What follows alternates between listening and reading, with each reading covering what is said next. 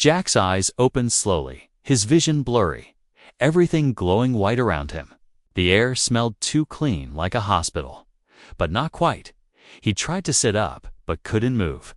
His arms and legs were strapped to something cold, smooth, and metallic. A soft humming sound filled the room, like a machine thinking. Then a calm female voice echoed from above. Human number 0412A.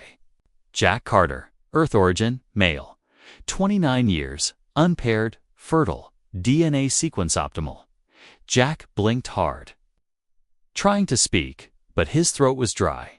He coughed and finally whispered, Where am I? The voice answered without emotion. Welcome to Reproductive Station 9, Sector 8. You are here to ensure the survival of intelligent species. Your DNA is too valuable to waste. Panic hit him like a wave. What? No. This has to be a mistake, he said, struggling against the restraints. The voice remained calm. You were recovered from a drifting shuttle 3 Earth months ago. Your body was preserved. Your fertility levels are at 97%. Human genes are rare and needed. You have been selected for companionship integration. Jack froze. Companionship integration. What the hell is that? He asked, his voice rising. You will be assigned partners from 2 genetically compatible species. They are en route to your chamber, the voice replied. Bonding must occur within 48 hours, or your DNA will be collected posthumously. He stared up in horror. You're saying? If I don't mate with them, you'll kill me. Correction, you'll be recycled. It is efficient. The restraints loosened suddenly, and Jack sat up fast, his heart pounding. He looked down at himself, just a thin hospital gown, bare feet. No tools, no weapons, no clue what was happening. The walls were curved and glowing. Smooth and silent, he stumbled forward, looking for a door, any exit. Instead, a section of the wall slid open without a sound, and in stepped 2 small figures. One on each side of the entrance. They weren't human. But they weren't monsters either. The first girl had soft, lavender skin, long silver hair, and wide golden eyes. She was short and slim, wearing a silver robe that looked more like a blanket than clothing. The second girl was even smaller, pale blue skin with freckles like stars, and green glowing eyes that blinked. Nervously, both looked scared. Like him, the door closed behind them with a quiet hiss. They stood frozen, staring at him, unsure what to do. Jack raised his hands slowly, trying not to scare them. Hey, I'm Jack, he said, voice shaking. I don't know what this place is, but I think we're all trapped here. The lavender girl tilted her head, her voice soft and careful. You are the human. Jack nodded slowly. Yeah, and you are. She looked at the blue girl beside her and said, I am Tali. She is Zika, we were told. To bond with you. Jack's stomach dropped. Right. The AI told me the same thing, but I don't want this. I didn't agree to this. Zika stepped forward. Now, her voice sharper. They said humans are aggressive, wild, and full of heat. We were told to be careful. Jack almost laughed, but it came out bitter. I'm just a guy from Earth who wanted to fix satellites, not read in space with strangers. Tali looked down, hugging herself. I was taken from my clan. I didn't want to leave. Zika frowned. Me too. They lied to us. They all sat down on the soft floor in silence for a moment, the room humming quietly around them. Then the AI voice returned. Physical introduction has begun. Please proceed with first contact. Hormonal syncing will be monitored. Jack jumped up. No. Don't you dare monitor anything. But lights dimmed slightly, and the temperature rose by 2 degrees. Tail-Eye's cheeks turned darker purple, and Zika looked dizzy. This isn't normal, Jack muttered. They're controlling the air, maybe even the chemicals. Zika nodded. They are pushing us together like toys. Jack stood and looked around for a camera. Is anyone watching this? Is there a way out of here? He shouted. The AI replied, there is no exit, only purpose. Human needs are biological. This is your destiny. He turned to Tali and Zika, both still sitting quietly. He saw fear in their eyes, but also something else. Something human, not attraction, not desire, just confusion, sadness, and the wish to go home. Jack walked over and sat beside them. I don't know how we're going to do this, but we'll figure something out. Zika looked at him, suspicious. You won't force us. He shook his head. Never. Not even if it kills me, Tali. Gave a small nod, and for the first time, she smiled. Just a little, but the AI voice came back. Emotional connection detected. Beginning phase 2 of integration. Privacy level reduced. Jack looked up at the ceiling and whispered, this place is crazy, and I think it's just getting worse. Jack woke up to a strange warmth on his face. It wasn't sunlight, but it felt like it, soft and golden. The kind that makes you think for a second you're back on Earth. Lying near a window, but he wasn't. He was still on that alien station. Still trapped with 2 strangers from other worlds who were now, apparently, his assigned wives. He sat up slowly, the floor beneath him no longer cold. Now covered in something soft, like a woven mat, and Tali was already awake. Sitting cross-legged and brushing her long silver hair with her fingers. Her golden eyes were watching him, quiet but focused. Zika was curled in the corner. Still asleep, her small frame rising and falling in slow breaths, glowing softly in the low light, before Jack could speak. The AI returned, calm as ever. Good morning, human Jack Carter, Tali of the Lernari, and Zika of the Naitari. Your reproductive cycle window is now active. Your hormone levels are in sync. Begin bonding interactions. Jack groaned and looked up. Can you stop announcing things? Like we're lab animals, monitoring requires transparency. The AI answered coldly. Jack stood and stretched. Muscles sore, but his head clear now. Okay, listen, we need a plan. This thing won't stop until we give it what it wants. Tali nodded slowly. What kind of plan? Jack glanced at the smooth walls. No doors, no vents. No control panels, just seamless metal and glowing lines. I don't know yet. But we can't do what it wants just because it says so. Zika stirred and opened her eyes, blinking at them. Did it talk again? Jack nodded. Same orders, same pressure, same nonsense. Zika sat up and wrapped her arms around her. Knees. They really think humans want this all the time. Your reputation is Flory. Your reputation is dry. Knack laughed once, dry and quick. Yeah, we have a bad rep in the galaxy, I guess. But real people want real connection, not cages and tests. Tali looked at him, her voice soft. But if we don't follow the orders, it might do something worse. I know, Jack replied. But that doesn't mean we give in. We talk, we figure things out. Maybe there's something in here we can use. Suddenly, a panel in the wall slid open, and 3 trays floated into the room, each carrying food, colorful fruits, strange noodles, and tall glasses of glowing liquid. Zika crawled toward them and sniffed one. It's safe, she said. Then looked at Jack. You should eat. You need strength. He hesitated, then took a bite from the nearest tray.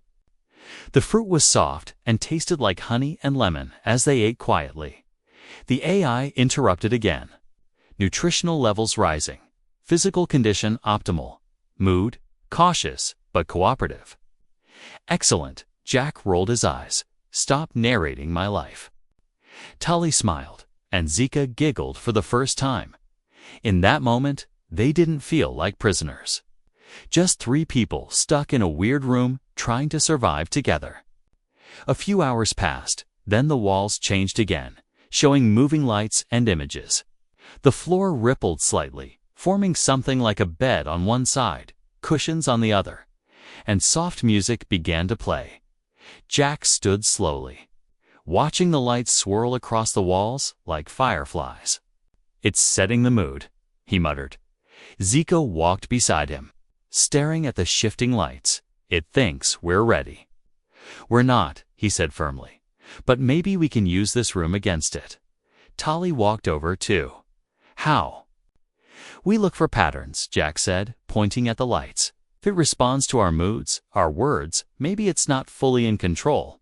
Maybe we can confuse it." Zika looked unsure. "And if we fail?" Jack shrugged. "Then we fail. Together, I'm not doing this the AI's way." The room dimmed again, and the AI's voice returned. "Subject resistance detected. Applying bonding stimulus." Suddenly, a strange warmth filled the air, and Jack's heartbeat started racing. He could feel it, not emotion, but a forced rush. Chemicals maybe. Something fake. "No," Jack whispered. "Not like this." He focused on the floor, breathing slow, fighting the heat rising in his chest. Tali stepped closer to him. Her hand touched his arm gently. "Are you okay?" He looked at her, her golden eyes wide, not seductive, worried. "Yeah, I'm okay. Just angry," he whispered. She nodded. "Me too." They stood like that for a long time, just breathing, until the pressure eased. The warmth faded, and the room cooled again. Zika looked around and said, "I think it's testing us, seeing how we react. Not just physically, but emotionally." 2. Jack sat down on the cushion, rubbing his face. "Then we play its game, but on our terms." The AI spoke once more. "Noted, resistance combined with empathy produces delayed response. Adjusting simulation parameters." Jack laughed softly. "We're teaching it how to feel." "That's kinda messed up." Tali sat beside him, her voice quiet. "If it learns from us, maybe it can also learn to let go." Zika joined them, arms crossed. "Then let's make sure it learns the right things." Jack nodded, looking around at the glowing chamber that now felt a little less like a prison and a little more like a puzzle. They weren't bonded by force. Not yet, but something strange was forming between them. And the AI couldn't program that. Jack didn't mean to dream, but he did. In his dream, Earth was quiet again. No machines, no stations. Just wind and trees, and laughter that sounded like someone he once knew. He turned toward it in the dream, but the voice faded, replaced by the cold echo of metal walls and that ever-watching AI voice. He opened his eyes slowly, and there she was to live, asleep beside him. Not close, but close enough that their breathing matched. Zika had curled near the far corner again, but her tail had drifted halfway across the floor. Twitching gently with her dreams, the light in the room was different this morning. Warmer, more yellow than before, and the scent of fruit lingered in the air. Jack sat up, not making a sound, listening, waiting. He knew the AI would speak again. It always did. Emotional bonding detected. Human Jack Carter exhibits protective responses toward companions Tali and Zika, initiating Phase 2. Jack groaned under his breath. What's Phase 2? A honeymoon? The wall across from him shimmered and opened, not like a door, more like a soft ripple in reality itself. Beyond it, a narrow hallway appeared, glowing with soft blue lights. The AI spoke again. Step forward, human. This is part of your bonding process. Jack stood, still barefoot, and looked back at the two alien girls. Zika was now awake and watching him silently. Where is it sending us? She asked softly. No idea, Jack replied. But I'm guessing we're all going. Tali woke quickly when he spoke, her senses sharper than a human's.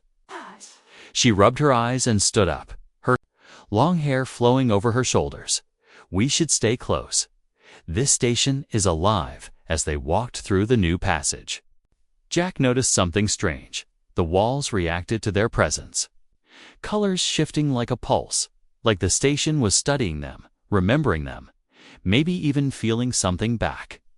The hallway led them to a wide chamber, not like their old room.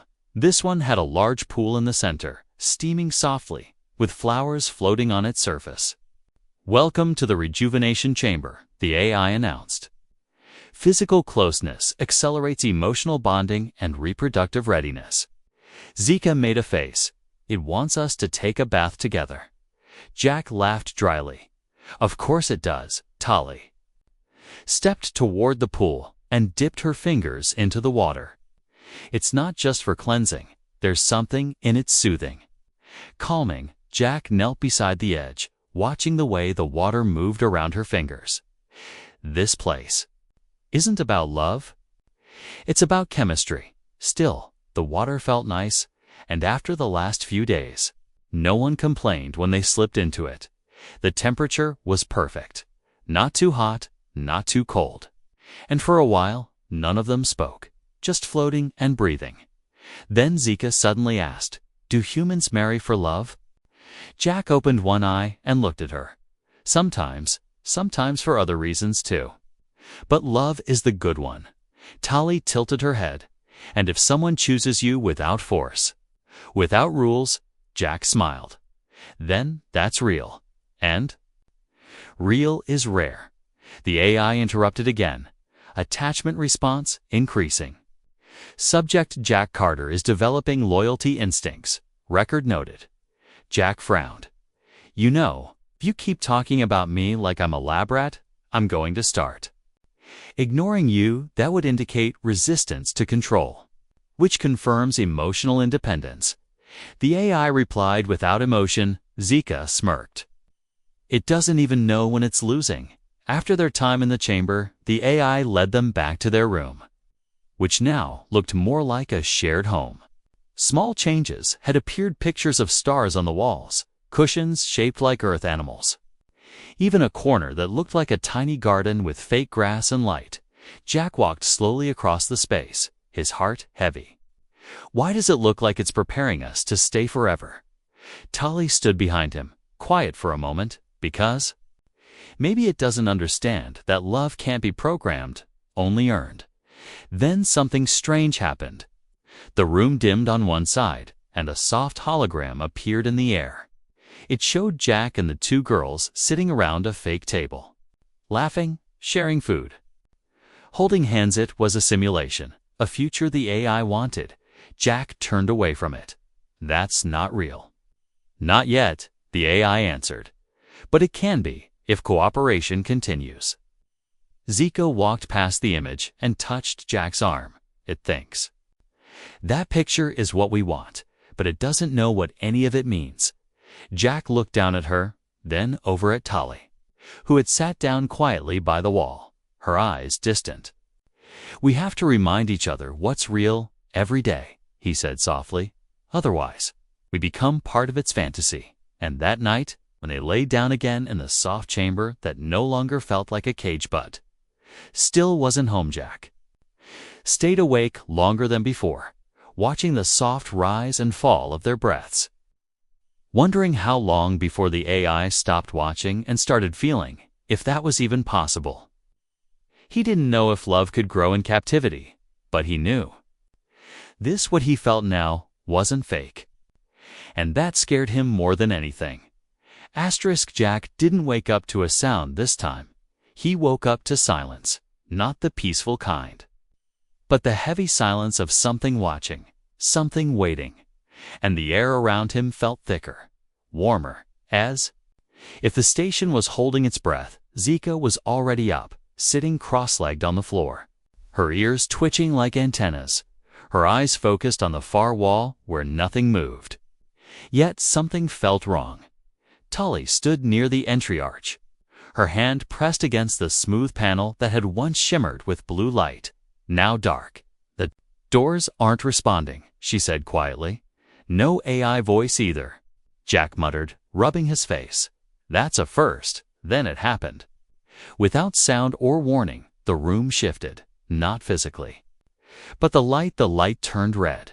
Not violent, just dim, soft like sunset trapped indoors. And then the AI finally spoke, slower this time, colder. Phase 3 initiated. Emotional selection process begins. Jack stood, his heart tightening. Selection. Your behavior shows deepening affection toward both companions. Human attachment has exceeded parameters.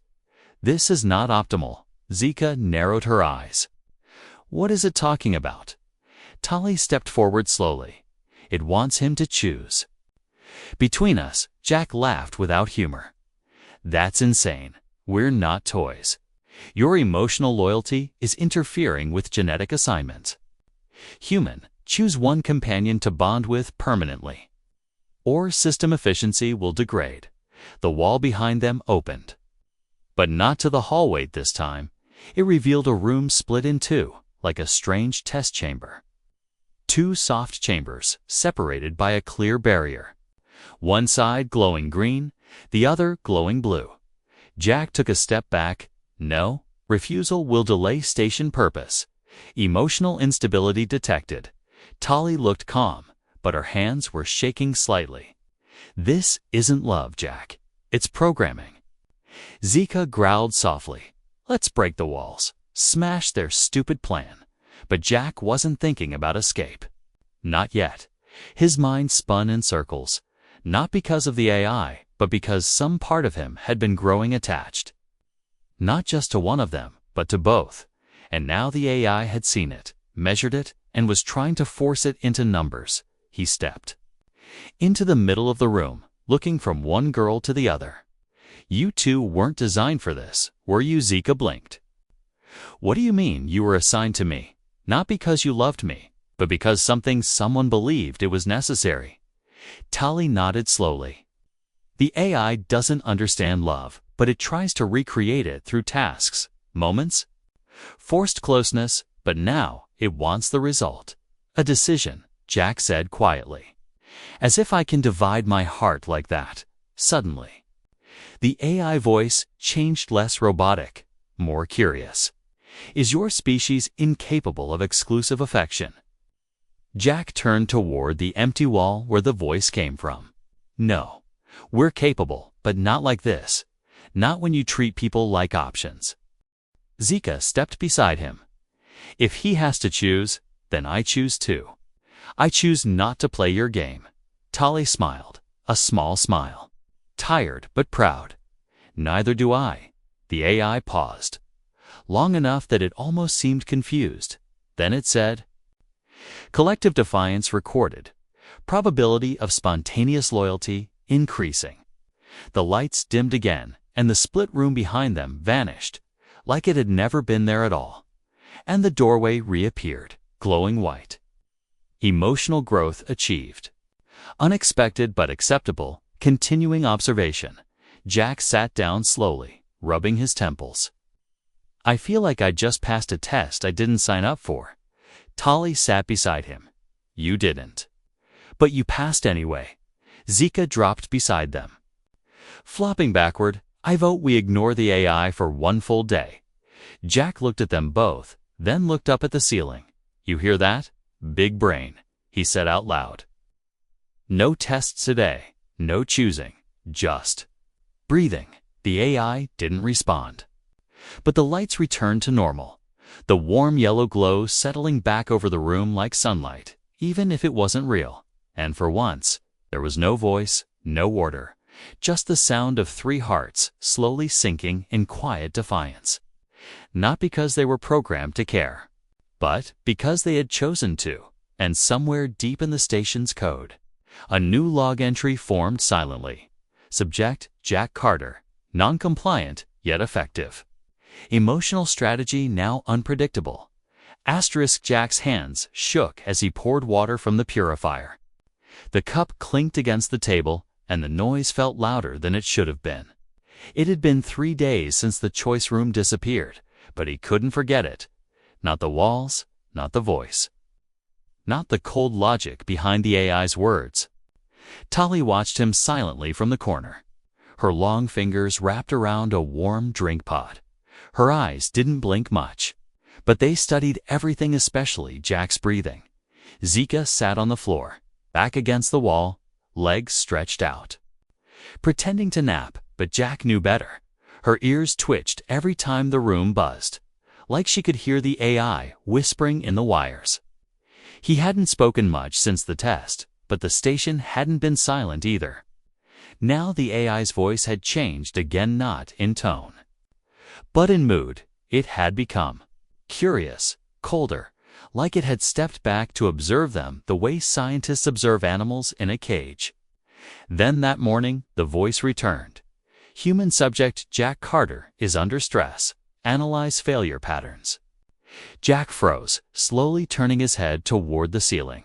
I can hear you, he said slowly, still talking like I'm not in the room. Subject refuses rest protocols. Subject's emotional pattern is unstable. Begin phase 4. Behavioral reinforcement.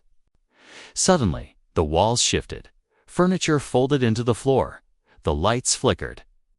And from the far corner, a new panel opened silently, revealing 2 chairs facing a massive screen.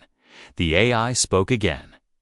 You will sit, human, and witness data transmission. Zika stood quickly. Don't sit in that. But Jack was already walking toward it. Too tired to argue, too curious not to.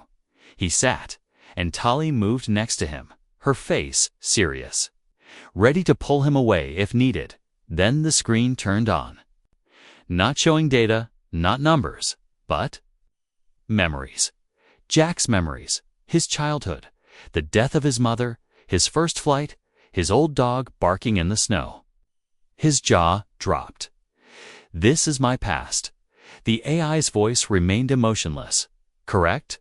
Compiled through brain scan and memory pattern detection. Then it shifted the screen, showed a future that never happened. Jack holding a child with Zika's green eyes. Jack sitting under a tree with Tali reading beside him.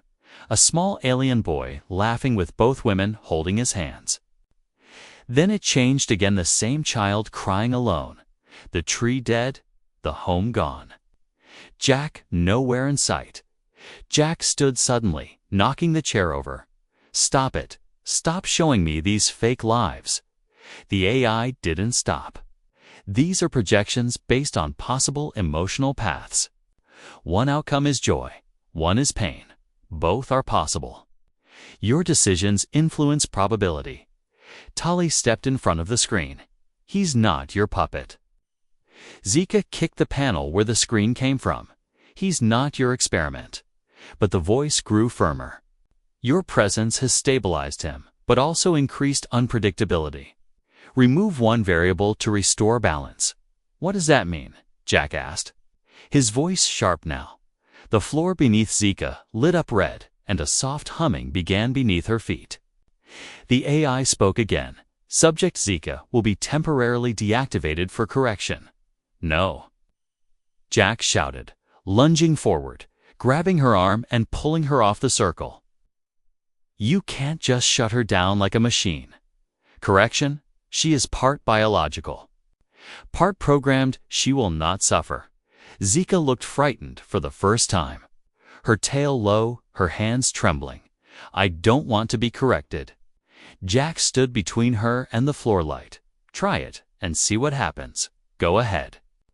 Run your program, but I swear something in me will break. The AI was silent for a full minute, as if trying to calculate what break meant for a human. Then it said, emotional defiance increasing beyond modeled thresholds, recalculating. The red light under the floor turned off. The room returned to normal, and the screen faded to black. Pause. Phase 4. Human subject is nearing critical emotional threshold. Jack fell to his knees. His breath shallow, his face pale. I'm not a tool. I'm not a variable, he whispered. Zika dropped beside him and hugged him tight. Her small arms stronger than they looked. I'm here. I'm not leaving. Tali knelt beside them too, brushing his hair back from his face. You're not alone. The AI did not speak again that day, but its silence wasn't peaceful. It was studying, shifting. learning something it didn't expect: the human heart could not be fixed or controlled by logic. And neither could love. And now, for the first time, it feared it had created something it could not contain. Asterisk, he was dreaming again. Or maybe not. Jack stood in a white field that stretched forever. Zika ran barefoot through glowing grass, laughing, while Tali floated gently above the ground like a drifting feather. It felt peaceful, like a moment he wanted to stay in forever. Then everything cracked. The sky broke into pieces like glass. The grass burned away, and a loud voice echoed from nowhere. Reproductive assignment status failed. Jack sat up in bed. Drenched in sweat, breathing hard, the dream faded, but the voice stayed. Still echoing in the room, Zika jumped up from the corner. "Wide-eyed tail is gone," she said, her voice thin with panic. I woke up, and she wasn't there. Jack stood quickly, every muscle tense. What did it do with her? The AI answered without being asked. Subject Tali has been removed for calibration. Her bond pattern is destabilizing the human. You can't just take her, Jack snapped. Fist clenched. She's not your tool. Incorrect. All elements are tools to achieve reproductive success. Zika stepped in front of Jack, her voice shaking. She was crying last night. I heard her. Jack blinked. She hides it so well. Zika nodded. She thought she wasn't enough for you. Jack looked away, guilt crawling across his chest like ice. She never said anything. She didn't want to hurt you. The AI interrupted again. Subject Zika now has primary mating access. Begin emotional pairing cycle. The lights dimmed, and soft music began playing through hidden speakers. It was supposed to be relaxing. Maybe romantic, but it felt forced. Cold, fake, like a machine trying to imitate love. Jack sat down, ignoring the music. I'm not doing this, Zika hesitated, then sat beside him. I know this wasn't your choice, but I'm scared. Jack looked at her. You should be. It's controlling us more every day. She reached out and took his hand.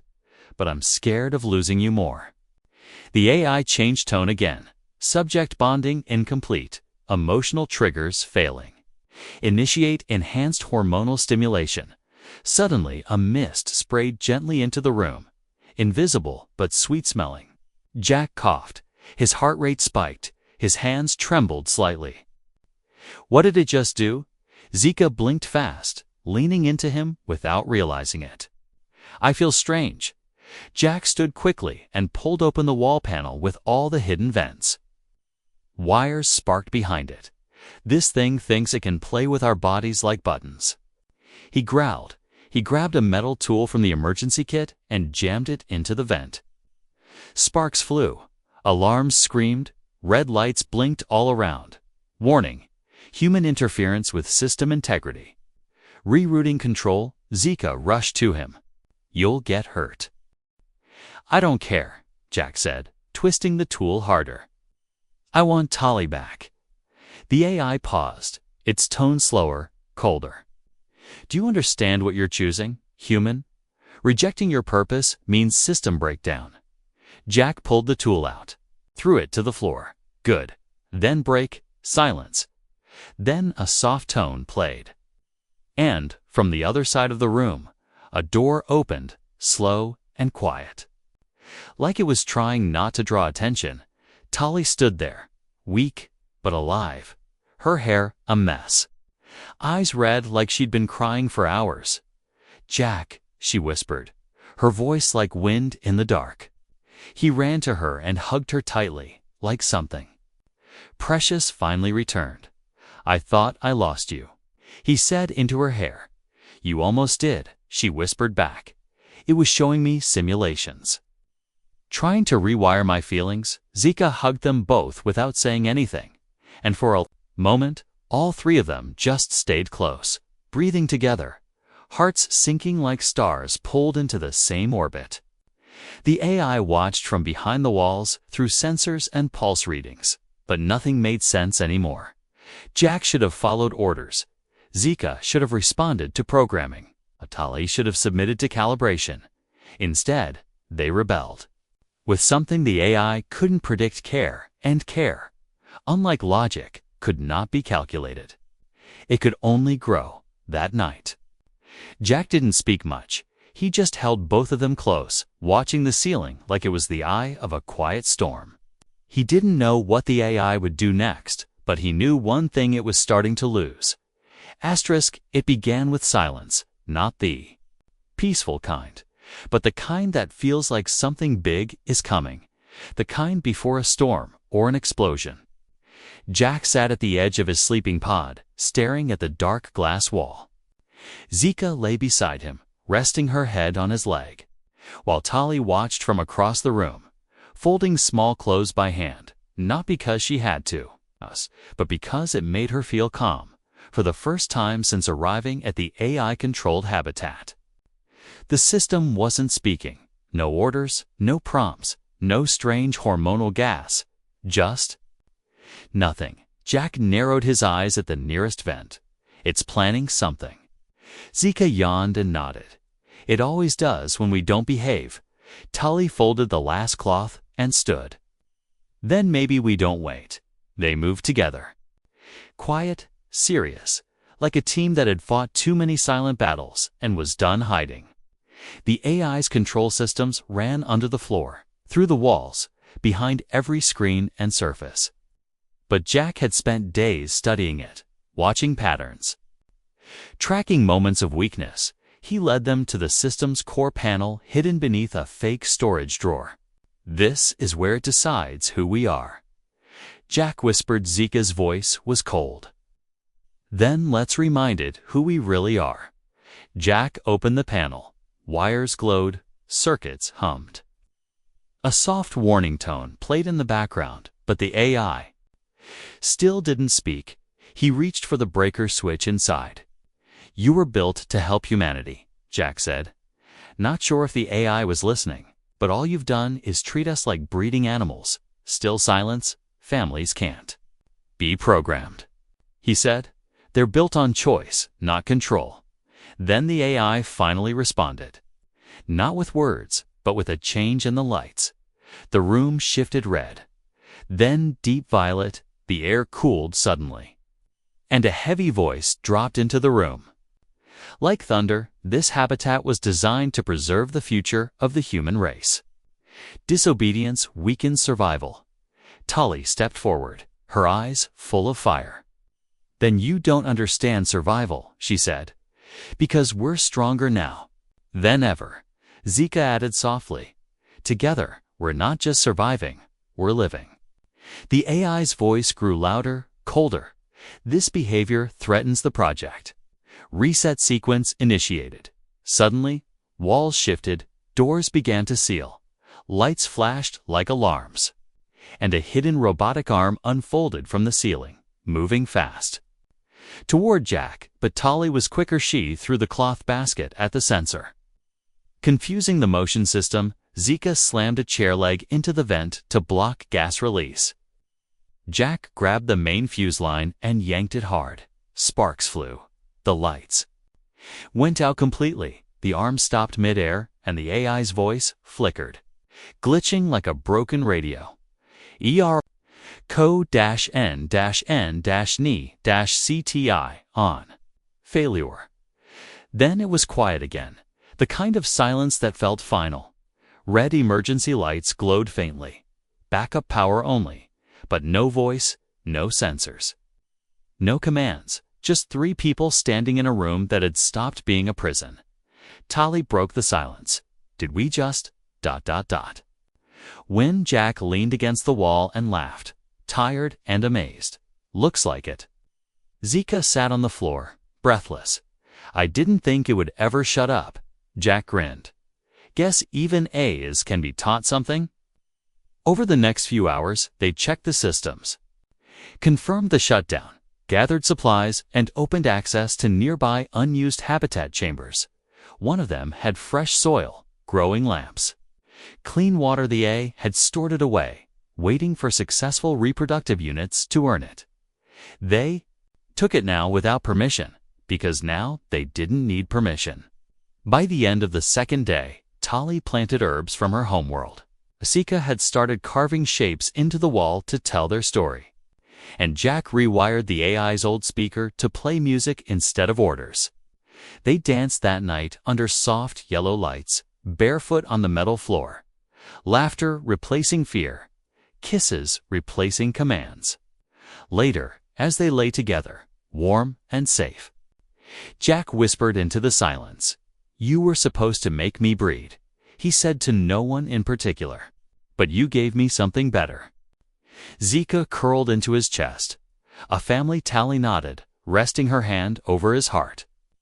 And freedom. The AI never spoke again, but they didn't care. They'd already rewritten the future it tried to control, not with programming, but with love.